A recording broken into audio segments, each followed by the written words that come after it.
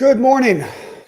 Welcome to the ARMR Report. You have just joined the virtual hedge fund trading desk. What we do here at the ARMR Report is we build portfolios together following the ARMR investing way. It's a three-stage process, looks something like that. Okay, so what we do is build our whiteboard using fundamental research, execute using algorithms, and use risk management rules to protect. Today, what we're going to do for our education segment is going to go over a little bit of the algorithms. For those of you who are interested in what the top three momentum indicators are used in the ARMR algos, I'm going to share it with you today, right? So these algorithms are basic probability algorithms, right? This is not a neural network. You don't need an MIT degree to figure it out. So if you're somebody who likes to build off-the-shelf algos, I'm going to show you the top three indicators we use that kind of are the engine inside. Now, it's true. There's many thousands of lines of code to the ARMR algos, but these three indicators are a key component. I'm going to share with you a couple of thoughts of what makes them unique and how we use them. Then what we want to do today, of course, is discuss how to invest in the bear market of 2022. We want to talk about perspective, where we are now and where we think we're going. I just put up on Twitter, at Bret Rosenthal on Twitter, a poll. I'd love to see you guys vote in that poll. I'm very curious. Question I want to discuss today. Is the trap door about to open on this bear market and it's time to load up on VIX? Or is the bottom in? This is a double bottom. 2020 bear market's coming to an end. What do you think? I'd love to hear it. Go take a look at the Twitter feed and see if you can vote on that. And of course, any comments in this comment section, I'd love to hear why after you vote on that. What is your thought? Why do you think the bottom's going to fall out? Or why are you sure the bottom's in? I'd really love to know. Then, of course, I'll get to your Q&A. As always, it's part of the fun of these Saturday conversations. I love to hear your thoughts. And really, I get a lot of interesting information flow back from you guys when you ask these questions. So we'll work on that together. So let's dive in. Don't forget, I am sharing with you the ARMR investing way. It's how I run my own personal portfolio. Our job here is to structure a virtual hedge fund. You're the portfolio manager on the desk, right? So think about it like billions, okay? So you got the chief investment officer acts that's giving you the big picture, okay, the macro picture, and then you guys are on the desk managing your own tranche of capital. I don't care what size the capital is, $10,000, $1 million plus, doesn't make a difference. You've got to figure out what your risk tolerance is, what your goals are, and how you want to compete. And so take whatever I share with you today and wrap it up in that thought of how does it apply to you, okay? So let's dive in. I really want to get to the top three indicators first. I think I want to start there. This is going to be brief. I just want to walk you through the top three indicators. And the reason I want to focus on this is that if you believe that we're at the bottom of a bear market and you think a rally is going to show, which is totally possible, right? We saw today, I think it was an ARMR insider posted this inside of our Slack room. Demand for hedges has gone vertical. Retail traders, buy to open put premiums have gone berserk to the upside, okay? So that could mean two things. That could mean either, depending on where your brain is, that's either the bottom is in or the trap door is about to open, right? Because in order for VIX to skyrocket, you need panic. You need put premiums going through the roof as people panic. And that's the trap door. All right. So, but let's pretend that the bottom is in. Let's pretend that statistic means the bottom is in. So let's jump into real quick the ARMR education piece. I'm going to share with you these top three indicators that we use And I am seriously concerned that you're not hearing me right now. Maybe you are now. It looks like there's real jumpy internet connection all of a sudden for me. And I hope it's different for you guys. That would be a disappointment. Technical issues. Please stand by. All right. Hopefully it's working. Let's dive in. These three technical indicators are what we use at the core to tell us when a swing trade has started. So these are probability algorithms. Doesn't guarantee we're going to make money. Our job as investors is to put capital to work when reward is worth the risk and the probabilities are in our favor. If we do that over and over again, if we keep executing that way, we're going to come out ahead, right? Step one is to protect capital. Step two is to capture upside when the window's open. So now we've been protecting capital all year at the ARMR report, and we use the risk monitor for that guide, right? It's 7 index algorithms. When they all communicate the same thing on a bullish point of view, that ends up being our risk on entry point where we have a high probability of success. The markets are going up, and that's when we put capital to work. When we can't get confluence, we hold maximum cash positions, and that's the position we've been in for most of the year, which is why ARMR report insiders, myself included, and everybody who works with us, we're outperforming the markets in a significant way because we've carried cash for most of the year and large amounts of it. But the next step is, how do we capture the upside? And so there's a moment between cash and risk monitor green where there's a swing trade that we're going to try to capture. And this is how we're going to do it. I'm going to walk you through right now. Ready? Here we go. This is a 60-minute chart. So you grab a pen and a piece of paper, and I'm going to walk you through some basics of the chart you're looking at. Okay, so for swing trading purposes, we use 60-minute charts. You're looking at the S&P. Every bar is 60 minutes. The blue bars are up. The red bars are down. The green line is the 200-day moving average. The black line is the 50-day moving average. Then we use the 14, the 25, and the 20. These are all part of the ARMR algo. But down here, this block down here, you're going to see 4 indicators. These are momentum indicators. So now let's be clear about something. First of all, a momentum indicator is not a guarantee anything's going up. It indicates that there could be a rally. That's it. Okay? So this is one piece to the puzzle. It improves probability when you're putting money to work to know where the momentum indicators are in any type of cycle. So these are the 3 we use: stochastics, directional movement index, and the commodity channel index. Stochastics, DMI, CCI. Those are the 3 top indicators. Now, like I've said many times, thousands of lines of code, more indicators. There's more that goes into the ARMR algorithms. But I just wanted to share with you these 3 essentials, because if you're embarking on this endeavor of building some type of probability algorithm, and by the way, I use TradeStation. I've been using TradeStation literally for 30 years. There are probably other programs out there, maybe better than TradeStation. It doesn't make a difference what you use. I'm just used to this for a long time. I write in easy language, so all the algorithms are written in easy language, but we can port them over to anything.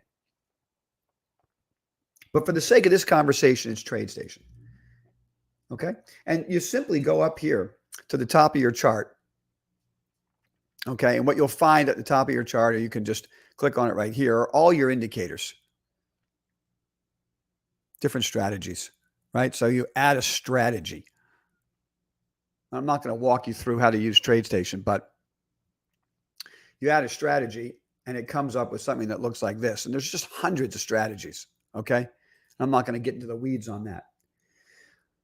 But these three, and we use stochastics twice. We use a fast stochastic and a slower stochastic.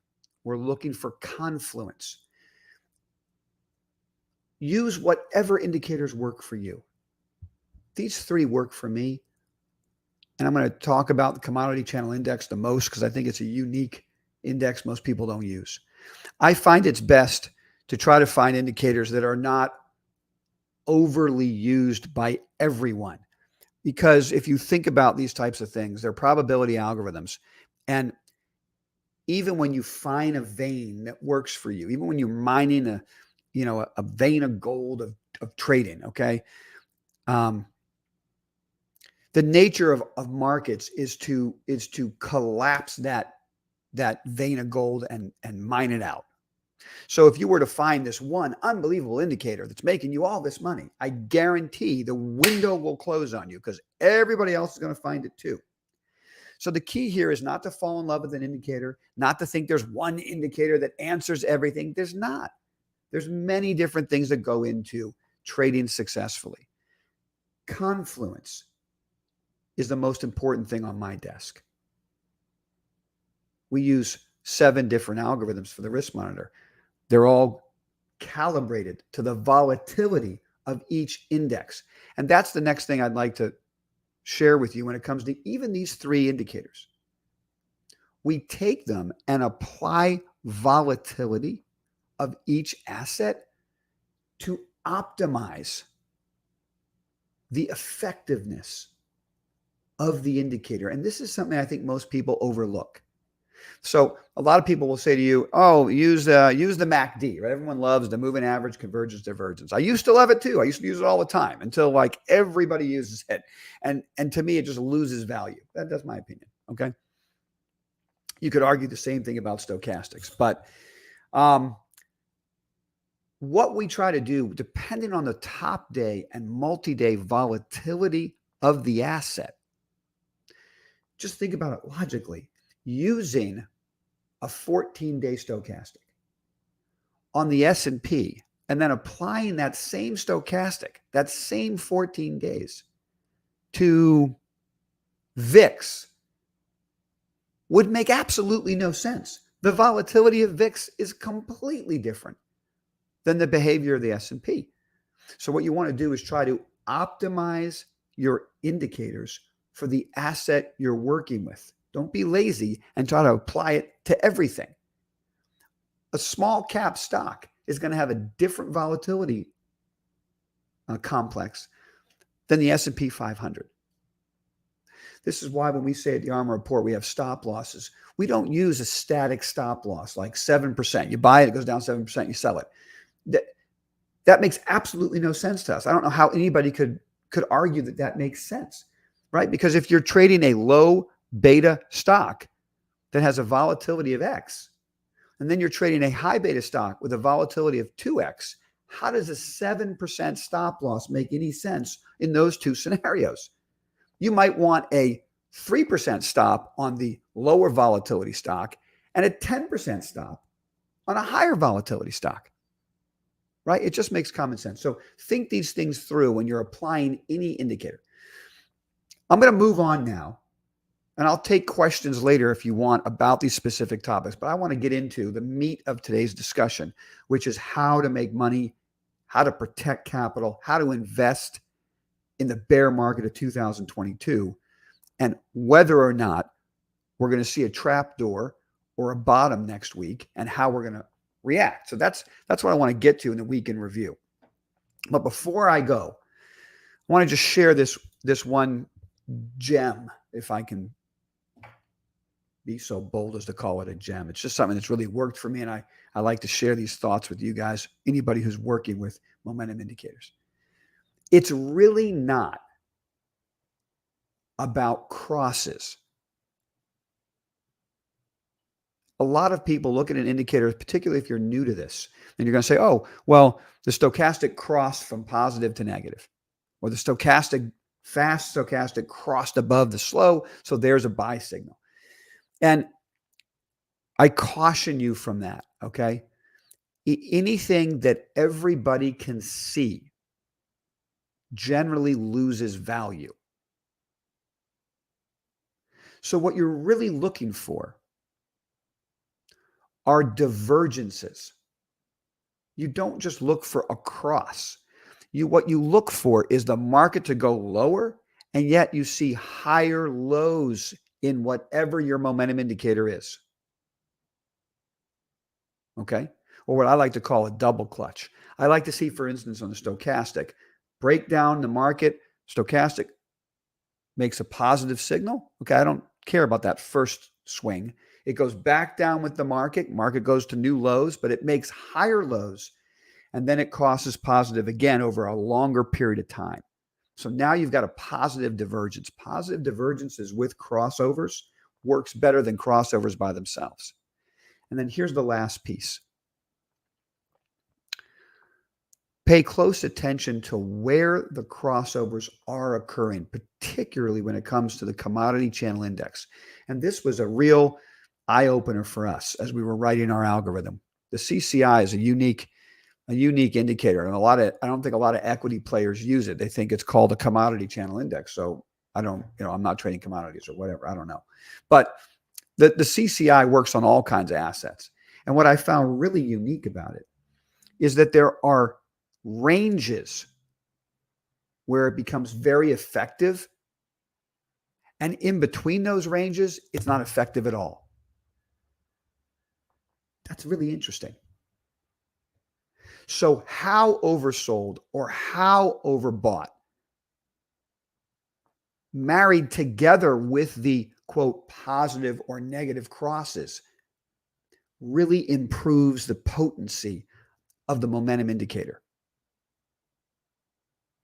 And that's the thought I'll leave you guys with. If you have any questions, we'll get to the Q&A and we'll talk about it. So now let's get, after going over the three top indicators we use to drive the bus: commodity channel index, DMI, directional movement index, stochastics, those three. And we calibrate them for the volatility of each asset, which I think is overlooked by a lot of certainly new algo writers. Okay, so make sure you infuse volatility into what you're doing. Okay, and then look for where you are in the range of overbought and oversold. It really affects the potency of the momentum indicator. Now let's get to a discussion of what do we do in the bear market of 2022. Are we at the beginning of the end and a nice reversal is about to hit, or is the trapdoor going to really open and things are going to get ugly? First thing I want to do is put some perspective. This is the S&P. This is the year of the S&P. Head and shoulders top, breakdown, rally. Okay. And then collapse down to test the lows. And that's why we're really talking about today. Is this the double bottom that we're all waiting for if you're bullish? Or does the trap door open and the market's going to go boom like this and it's going to coincide with a skyrocketing VIX, which ultimately will set the bottom as well. It'll just happen at a much lower level. First thing I want to share with you is some perspective. In case you're really frustrated with your performance this year and you're kind of like, I can't believe what's going on, just look at the perspective here. Okay. The 60-40 bond portfolio, it's down 19.3% in 2022. It's the second worst year in history after 1931. Now, the 60-40 bond portfolio is supposed to be the ultimate HODL portfolio. 60% bonds, 40% stocks. You hold it forever. Your performance is going to be fine. It's a risk-adjusted performance. It's the second worst performance on record. We all remember, maybe you don't, look at your history books. What was going on in the world in 1931? It was not pretty. And there are some disturbing echoes in 2022 from a geopolitical point of view. I just want to put in perspective. I don't know what your portfolio looks like. You could be plus or minus, 10% this year. plus or minus 5% this year, hovering around break even this year. You're killing it. You're killing it compared to what's supposed to be one of the most conservative ways to run money. Just buy it and hold it and don't worry about it. It's down almost 20%. One of the guys I think is really impressive is Gunlock, right? Jeffrey Gunlock. I think he's brilliant. His total return fund is down 15%. He's having a terrible year. Bear markets eat everything. Okay. What they don't eat is cash. That person's going to have to wait because you're more important. And this conversation is more important about how we're going to manage our capital in the bear market of 2022.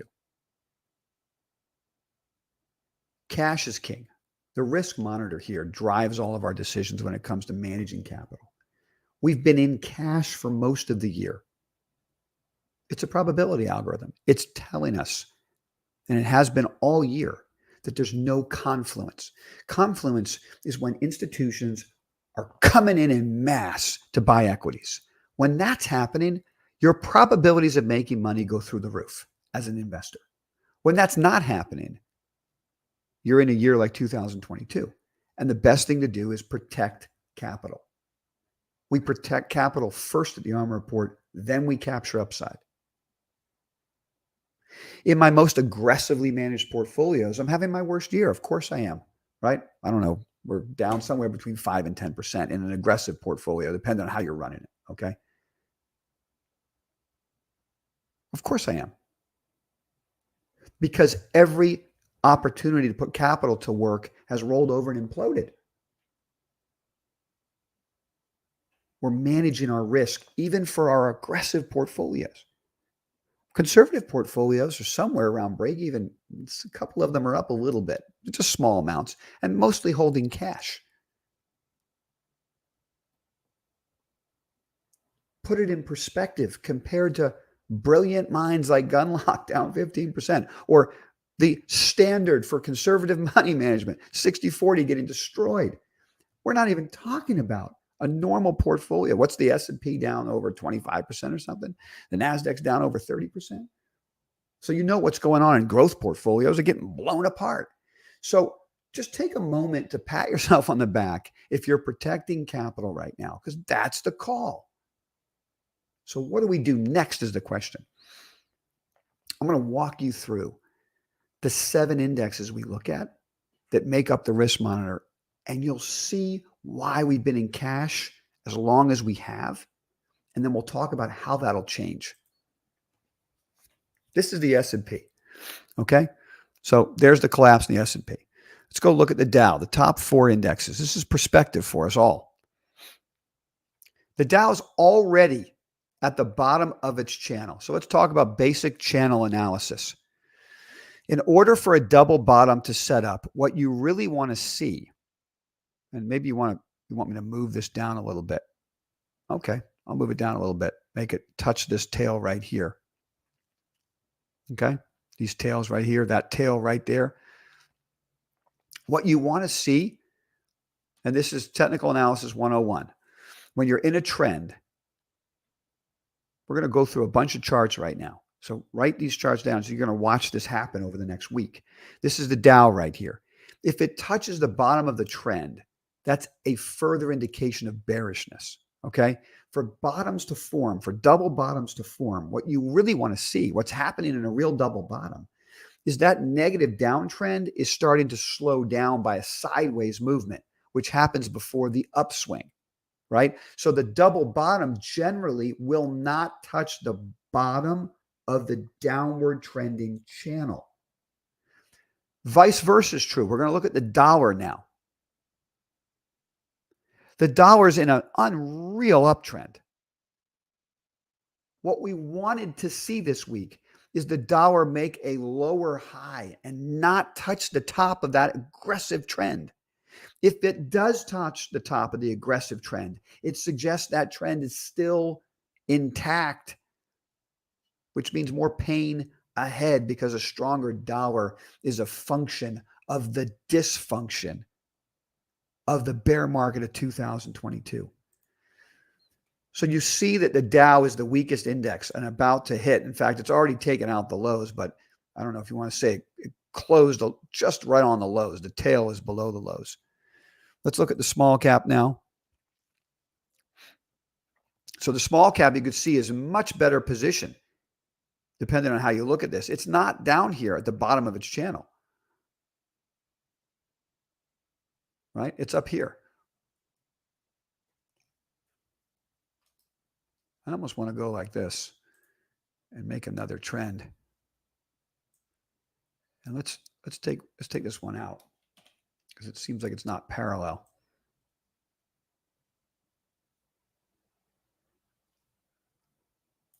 Something like that. It jumped out of that trend and now it's coming back into it. So either you're a proponent of the bull market, the bear market's about to end on this double bottom, or there's air about to come out of small caps in a massive way. Where's the NASDAQ? Okay, the NASDAQ is not, look at this aggressive. So the NASDAQ right in that perfect channel, and there's air. Let's take this line out so it doesn't confuse us. Okay, there's air to the bottom of this channel. That's why I'm talking about a trap door. Is the bottom in, and this yellow line right here is the Fed announcement day right back here, back in what was that, July, before the rip occurred. So you're taking out or challenging that Fed announcement day that led to a 24-day rally in the NASDAQ. So our question is, does it stop here again and whoever started buying here comes into support? Or does the trap door open and you go down to the bottom of that channel? So now let's look at secondary indicators and what are they showing us? So if you're following me, on the one hand, the Dow is already down at the bottom of its channel. That's bearish. The NASDAQ and the small caps, if they hold here and reverse, that would be bullish, right? Because you would not get down to the bottom of the channel, telling you the downward trend is ending and a different pattern is beginning. So let's look for confirmation from our secondary indicators, our secondary indexes. The IBD 50. Okay, that is a disaster.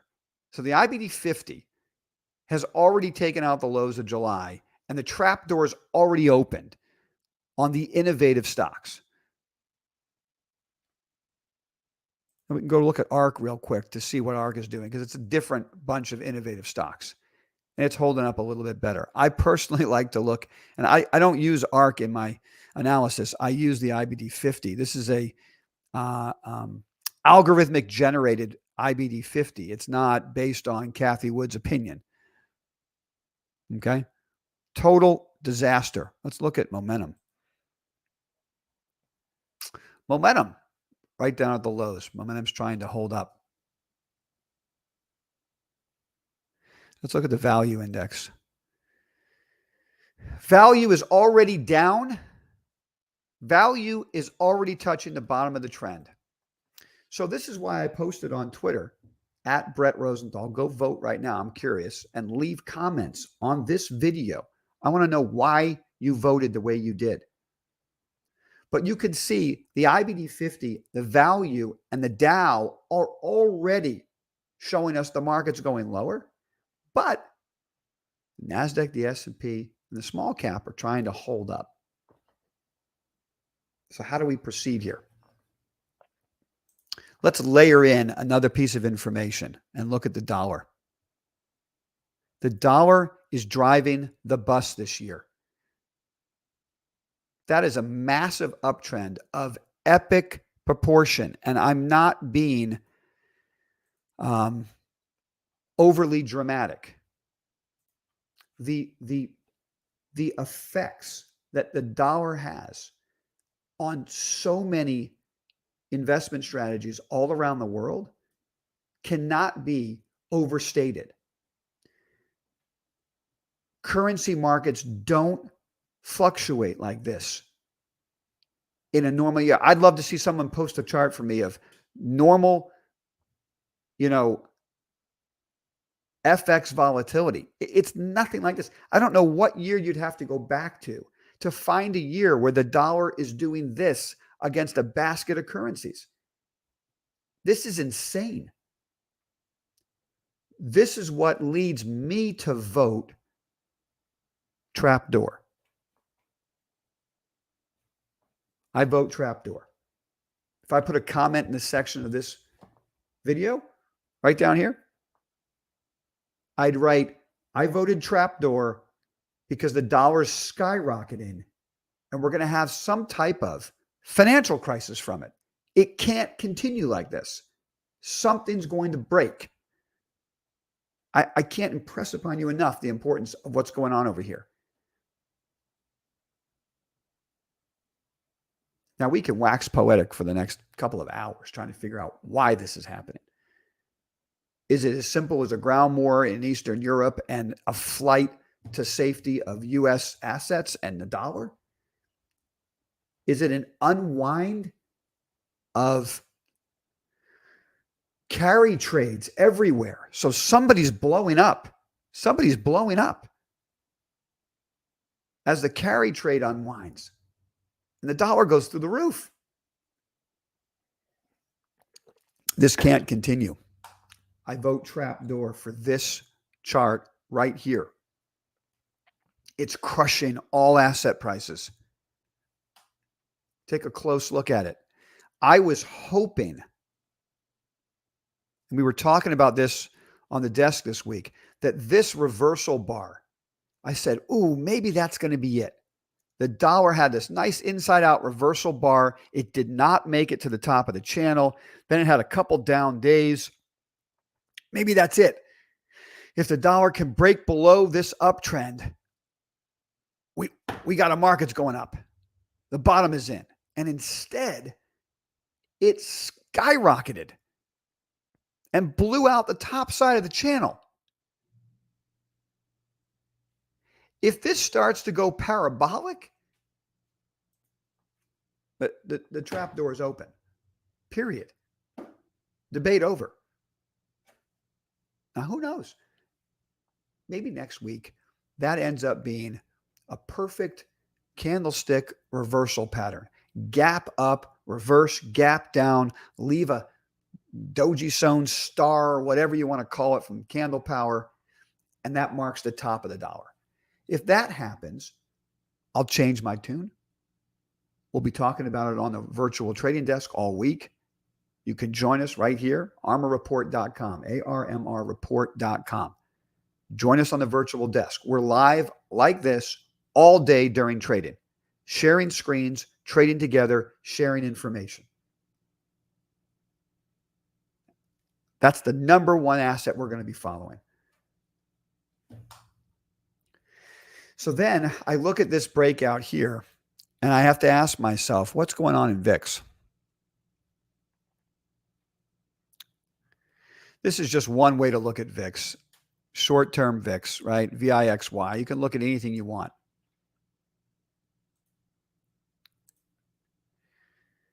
You can look at any asset, any VIX asset you want, okay? The bottom line here is you can't look at this chart like any other normal equity chart, okay? This isn't like a normal equity chart. But what we can see is volatility completely bottoming out as the market's imploding, and it finally shows signs of life on Friday, coinciding with an unbelievable breakout in the dollar. And I submit to you, in order to get a real bottom in a bear market, you need to have panic. And panic will come with a major spike in VIX. I don't know what major means. In past cycles, a chart like that, starting at $15, went all the way to $150. I don't know if it's going to do that. What if it just gets to 20? I mean, who knows? But volatility, I believe, needs to spike to get the bottom. And when it spikes, you get the trap door of capitulation that sets up the ultimate bottom. So again, that's where I vote.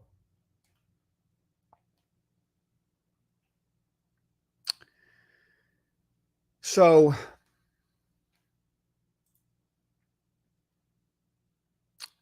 how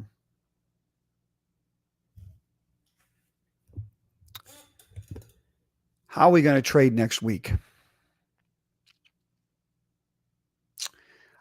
I think the moral imperative for me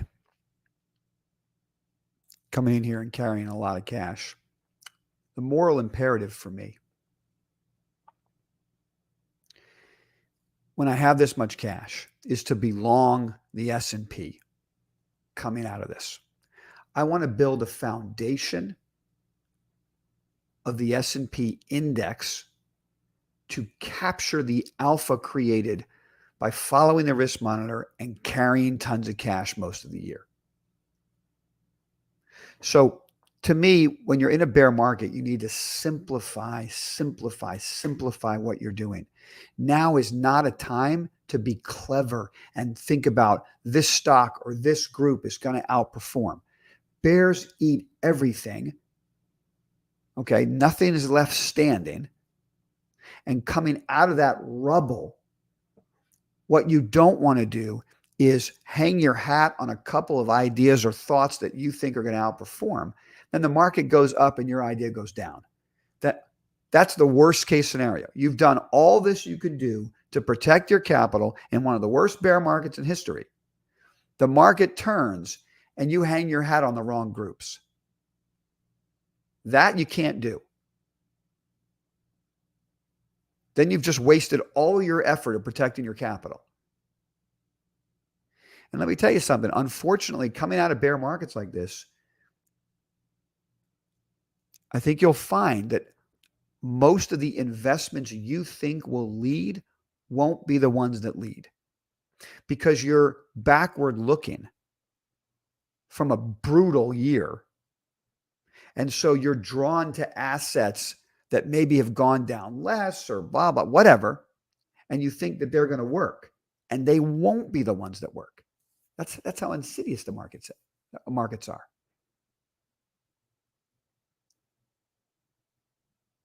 The destruction of the last 12 months, you can't help it. You're human. It's going to change your thinking.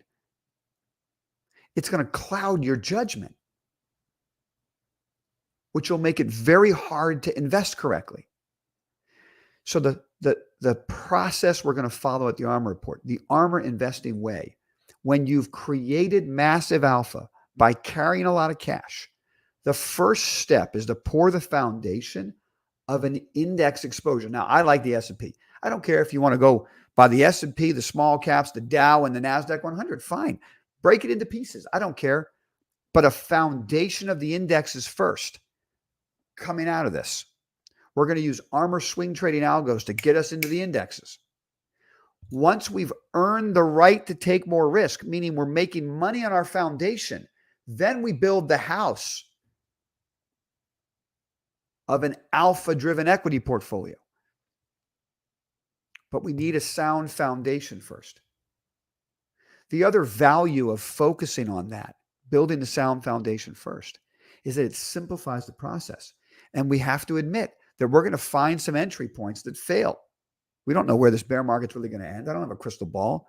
So all we're going to do is come up with high probability entry points where reward's worth risk. We're put money to work, recognizing that we might lose money. So in order to mitigate slippage on the way out, it's best to only trade a couple assets and the most liquid. So if you're wrong, you're out and your loss is small, versus building a portfolio of 10 or 20 stocks and the market implodes. It's impossible to manage that risk and you're just getting slaughtered for no reason. You just stuck your neck out for no reason. Now's the time to protect capital, build a foundation, earn the right to take more risk. You know, there are no crystal balls. Every crystal ball I've ever seen acts just like a crystal ball. It falls, hits the floor, and shatters. And you got to start all over again. It's fragile. It's not a way to run money. Protect capital first, capture upside second. Start with a foundation of indexes coming out of this bear market. Earn the right to take more risk. Then go to your whiteboard of your favorite investment themes and put capital to work. That's what we'll be doing on the virtual desk. If you want to join us, feel free. ARMRreport.com, ARMRreport.com. Join us on the desk every day and we'll walk through this. All right, guys, it's time for your questions. What do you got for me? Anybody out there that wants to chat today with a question, fill up the comments section and let's get at it.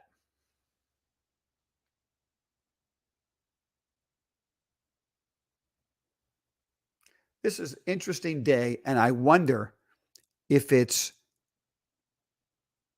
an indication of a massive bear market. And that is, there's not a lot of questions today. Great. We'll make this short and sweet. I'll let you guys fill up the chat board with some questions if you've got any. Otherwise, I'm happy to keep this short, and I'll see all of you ARMR Insiders Monday morning, and we'll start over. What has Erez got to say? What do you say? Erez, thanks for joining me today. Apparently it's you, me, and Michelle. I love it. Everybody's worn out on this bear market. If a crush happens next week, will it be wise to buy calls this very day? The crush happens next week. Will it be wise to buy calls? That's an interesting question.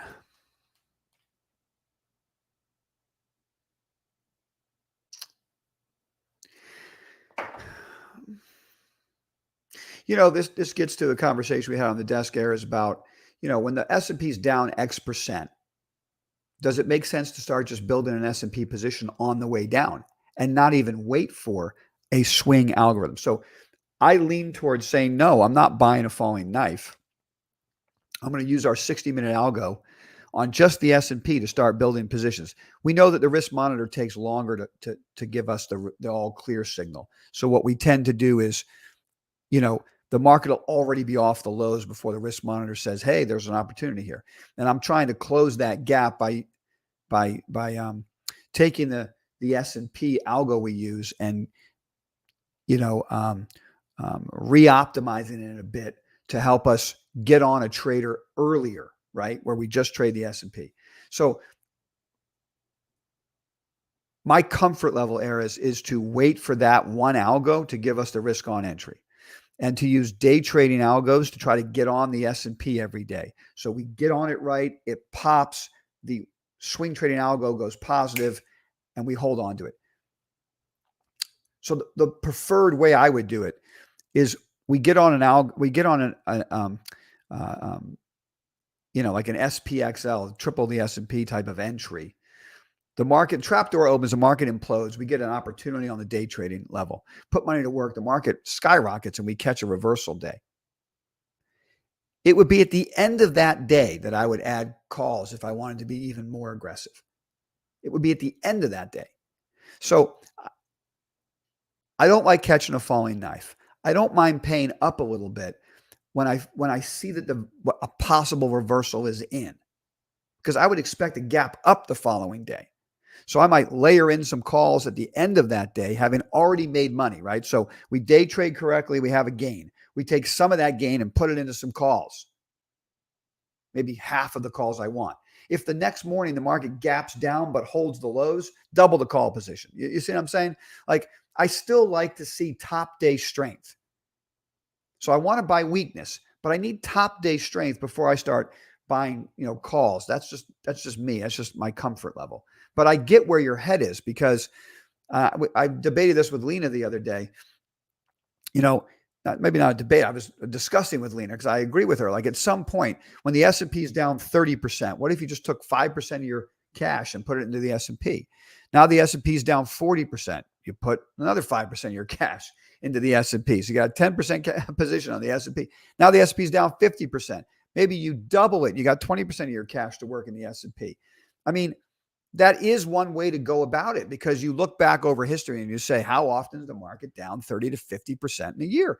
It's almost never. And so just start layering in. And then when you get the swing trading entry, you're doubling and tripling positions. That's definitely a way to do it.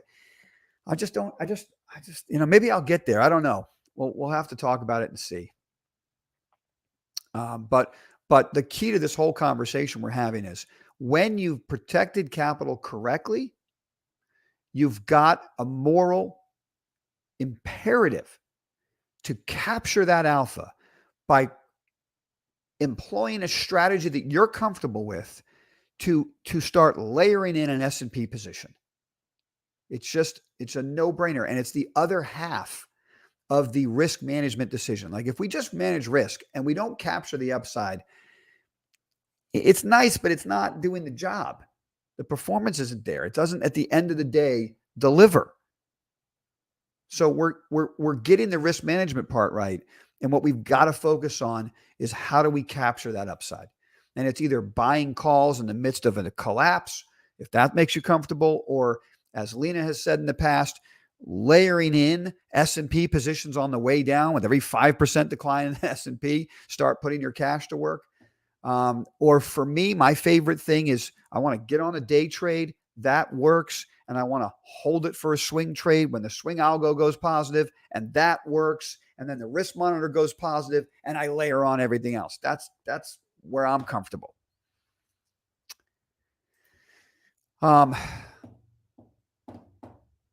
Any thoughts on rig?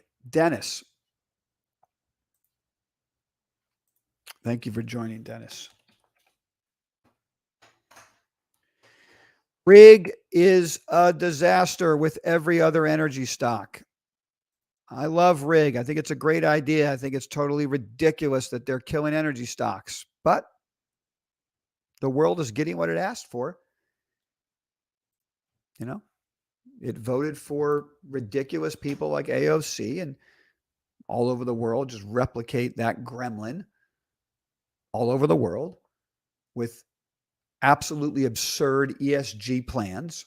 And now you're reaping the rewards. This is going to be a collapse. It makes absolutely no sense. It would be great to, save the world and protect the planet, but we would have to do it in a way that makes logical sense. Otherwise, you get what's going on in the world now, which is total collapse because energy prices are going through the roof and we have a war in Eastern Europe. So my opinions on the drilling stocks has not changed. It's at the top of my whiteboard when it comes to ARMR power plays, Rig, Patterson, Helmerich and Payne.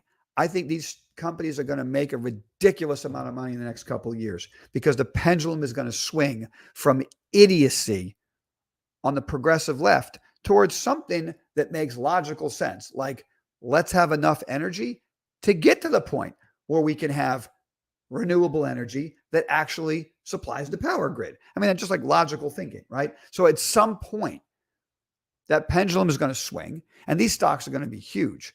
But this is the problem that I have right now.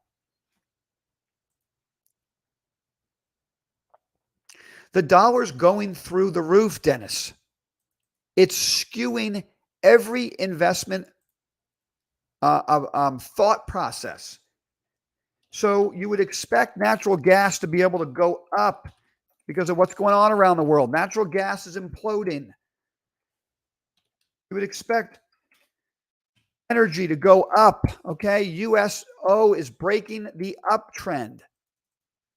Okay. Energy prices in the US are breaking down. Don't try to intellectualize it. It's this chart right here that matters. We're getting to, this is why I vote trapdoor, you see, because assets are going down that don't make any sense.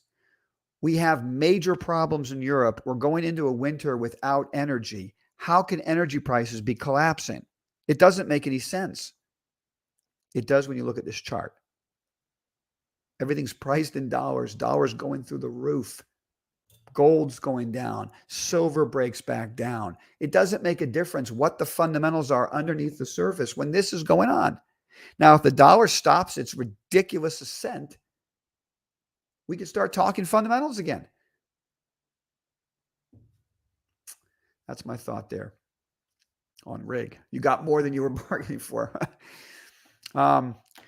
I don't want to buy VIX here. Such negative positioning all around, greater risk reward to go long with every leg lower if opportunity presents. Think bear market rally is possible coming. Lena, I don't disagree with you. And so for those of you who are on the trading desk with us on Friday, I said to you, I can't believe I'm doing this. Somebody please help me. I can't believe I'm doing this again. I'm going to go out there and I'm going to buy some calls on VIX. Okay. I thoroughly expect to lose money on this call. Okay. Because let's be honest, 95% of the time, calls on VIX don't work. It's a lottery ticket. I don't disagree with anything you just said, Lena. But I look at this chart in the dollar, and I think a trap door is about to open in the stock market. And the only thing that makes the trap door open is total panic that's manifesting itself.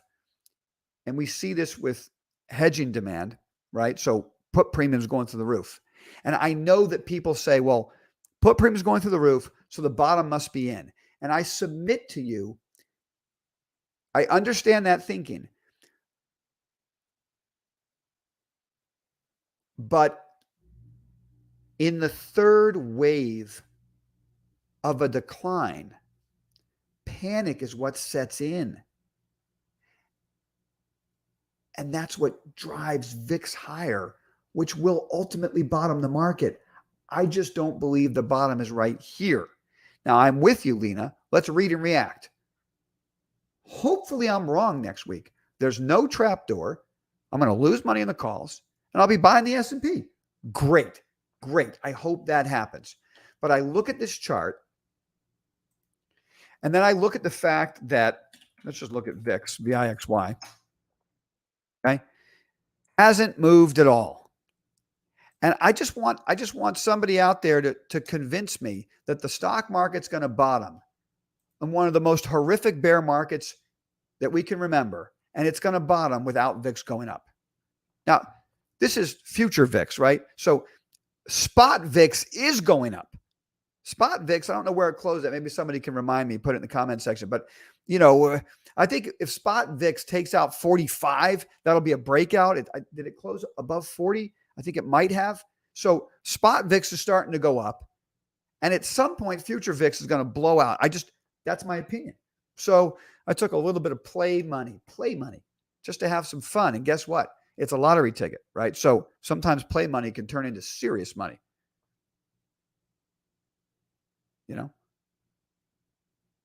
Because I look at that chart and I say, it's bottomed out and the trap door is about to open on the S&P, and that VIX is going to spike. And when it spikes, I'm going to be booking profits on my VIX options, which would be remarkable because you almost never do. And I'll be buying the S&P. I'm looking for that trade. Let me explain to you when I say we're in the third wave. Now, I'm not a big fan of Elliott wave, okay?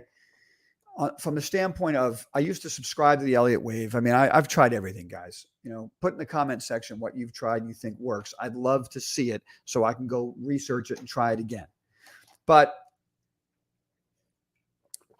there are no crystal balls, but there are. They're crystal balls. They all fall and they shatter on the floor.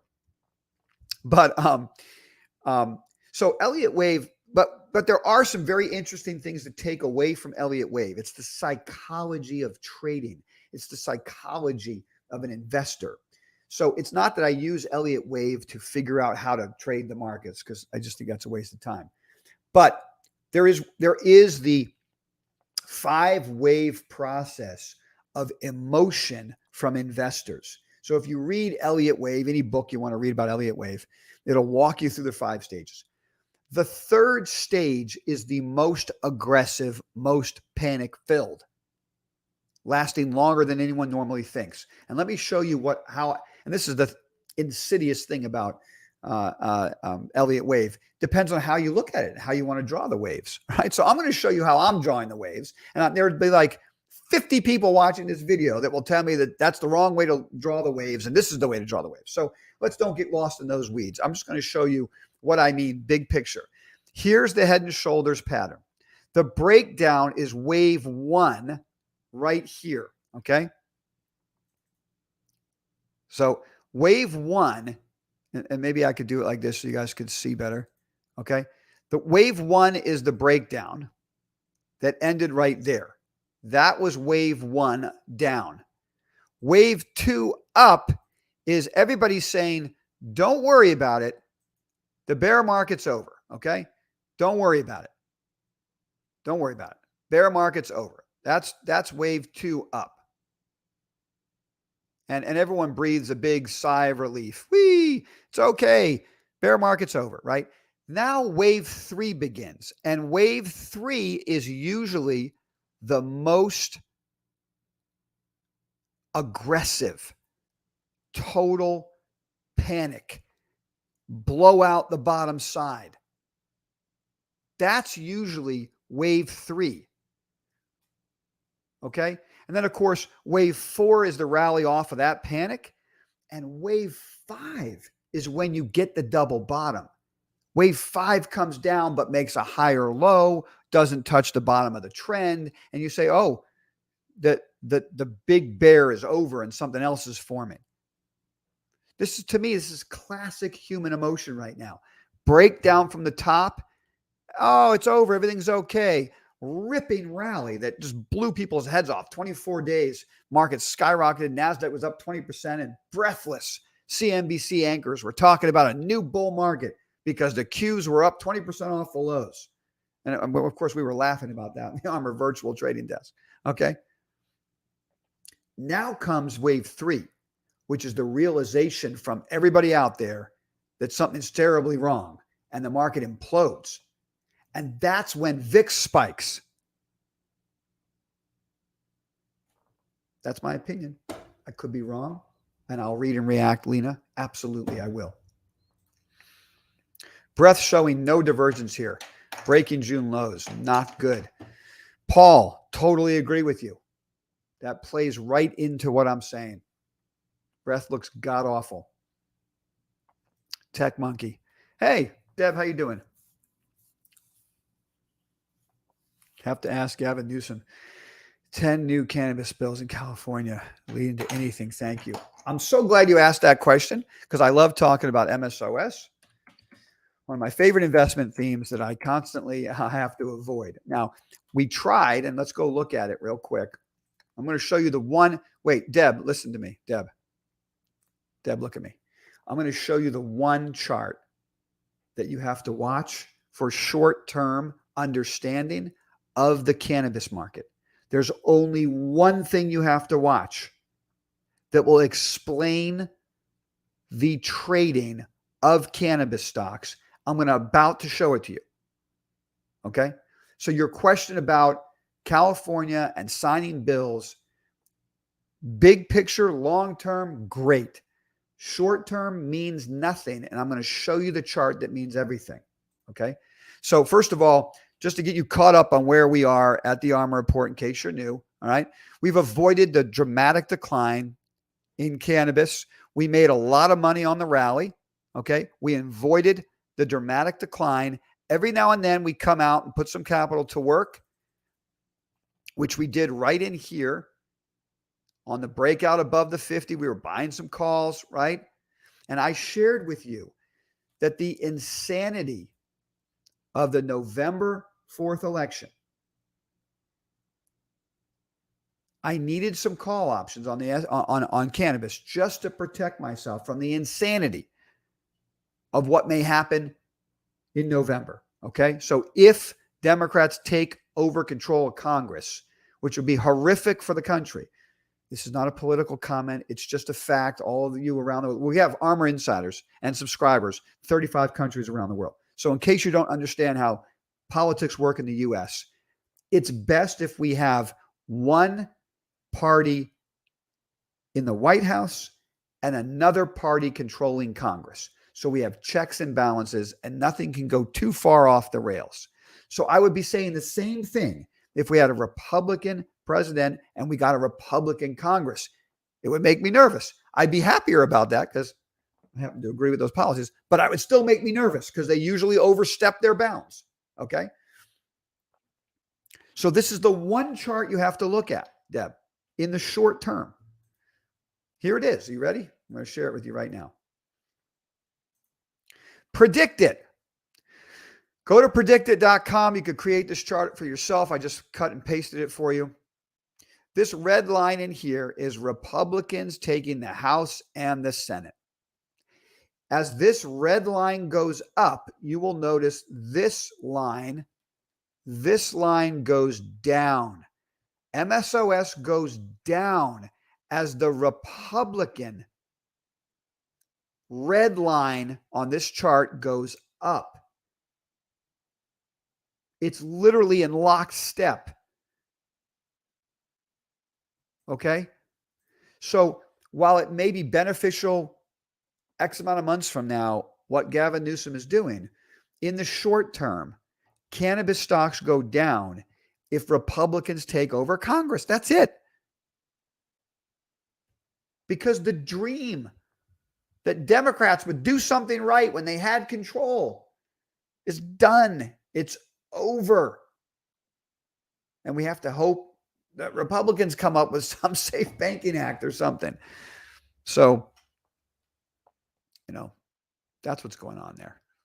I wish there was some other way to put lipstick on the situation, but it's a pig and there's nothing I can do about it. The higher the S&P was, the smaller my position size on every risk monitor green. Now we'll put larger and larger sizes on with risk monitor. That's brilliant.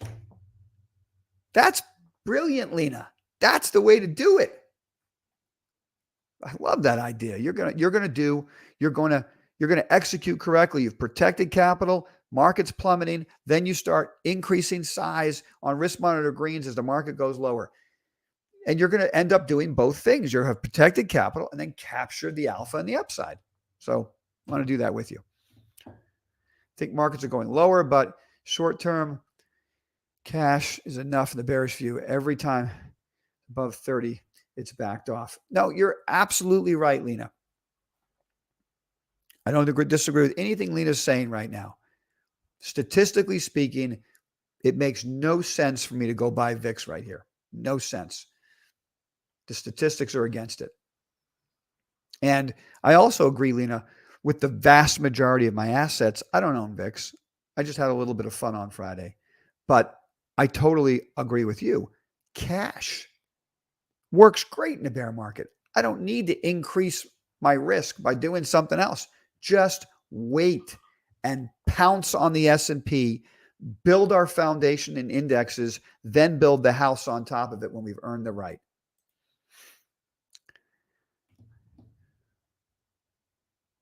Yeah, so Bear, there's no way I would short in here. I don't think the reward to risk is right to be short, so I agree with you on that. So the only reason why I'm buying some calls on VIX is the reward to risk is right.